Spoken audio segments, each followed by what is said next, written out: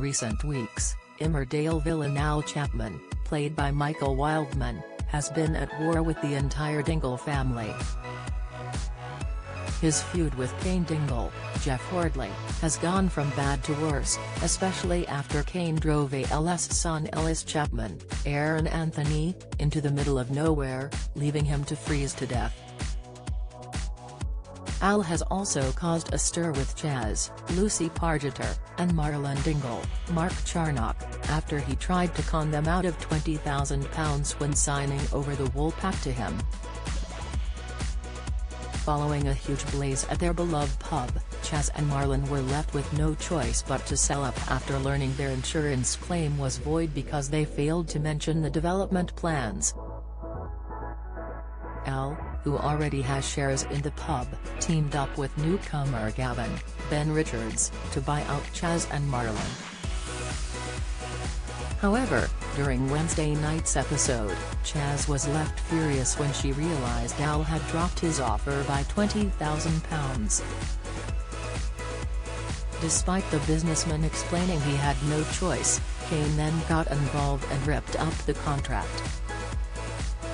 Things are then made worse after Mackenzie Boyd, Lauren's Rob, got involved and told Kane they needed to get their own back on Al for dropping the price of the pub.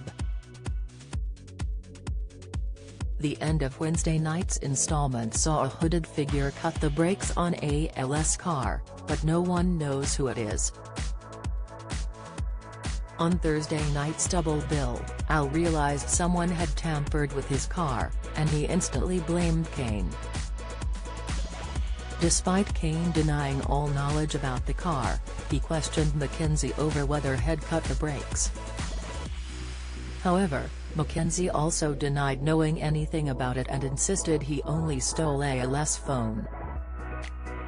"What the hell are you playing at?" Kane asked Mackenzie, who was trying to crack the passcode on Al's phone. "Al's car," he continued as Mackenzie replied, "No, this is Al's phone." "Are you not a mechanic, Kane? You cut his brakes," the mechanic said before Mackenzie insisted, "No, I didn't. Me taking his phone is about as much initiative as you're going to get. Sorry, but I am hardly going to kill the guy, am I? Now if you don't mind, I am going to get back to this."